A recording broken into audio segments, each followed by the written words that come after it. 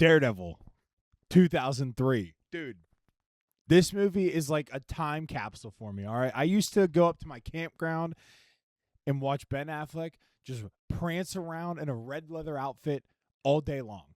Dude, Colin Farrell is one of my favorite actors, and this is why. Because when I was a kid, I used to watch him run around as bullseye going, I never miss. Hans, my hands, stuff like that, dude. I love this Daredevil movie so much. It's from 2003. It's not good.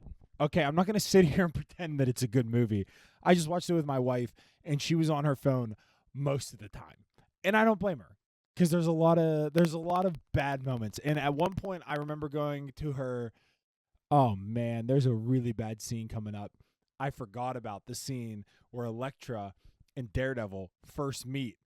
And then they go to the playground and have a fight, and there's just a bunch of kids screaming, fight, fight, fight. Horrible. But look, Daredevil has always held a special place in my heart. I love the Netflix series. Charlie Cox does a great job. I love that we're probably going to get him in Born Again. I love the fact that, or in Born Again, in Brand New Day, we're getting a season 2 of Born Again, which is great. Born Again season 1 was fantastic in my eyes. I did a review of every single episode. You can go watch it on my TikTok. I love the Netflix series that Charlie Cox gave us, but there's just something special about this Daredevil 2003 movie. I have a special place in my heart for all early 2000s movies that I used to watch, like Daredevil, like the early Spider-Man movies, like the early Blade movies, or I guess the middle to late Blade movies because the first one was in the 90s. But you get my point. I love the soundtrack to this movie. I know that that's ridiculous. It's got Nickelback on it, bro. But as soon as Nickelback came on, I was into it, dude. And my wife goes, you sang every lyric. I was like, yeah, Nickelback has a couple of bangers, and one of them just happens to be in this Daredevil movie. That's not my fault. That's on the person that made the soundtrack's fault, dude, because they made a banging soundtrack. That's not on me. They got Fuel, Evanescence. Dude, they have some bangers. Rob Zombie's on it. Then Kingpin is incredible in this movie. He's incredible. Dude from in my favorite movie that he's in other than Daredevil is The Whole Nine Yards, but the one that he's known for the most is The Green Mile. Can't remember his name, but R.I.P. to him. He died of a heart attack in 2012, which is super sad. I do wonder if like he was still alive, if he would have been the Daredevil Netflix series Kingpin, because he is pretty good. Dude, he's so good. And when Daredevil slides underneath of him and busts his kneecaps up and he just screams, it's great. Look, again, this movie is no good. if we're being honest with each other, the CGI is fucking horrible.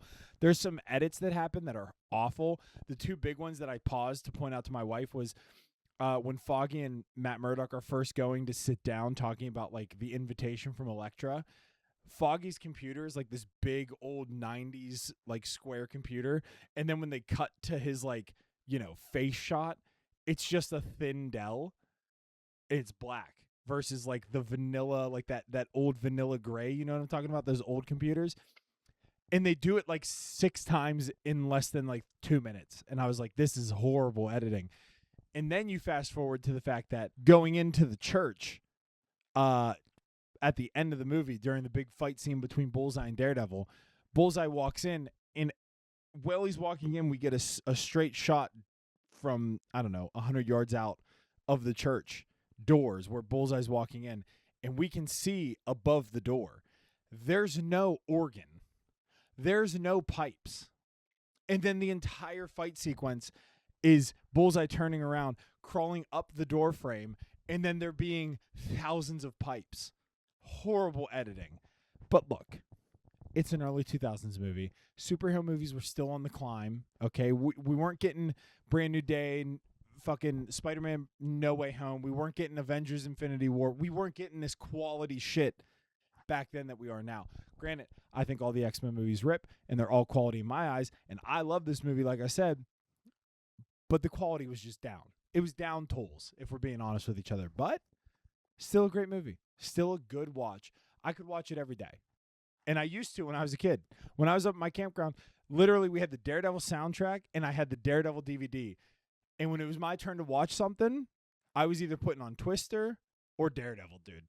Or maybe Jurassic Park, depending on the day. Those were the fucking options. If it was my turn on the TV, you knew what we were watching. Already, we were fucking watching Matty Murdock sliding down some fucking piping and beating up Bullseye, dude. Anyway, how do you guys feel about Daredevil? We got a new season of Daredevil Born Again coming out on like Tuesday.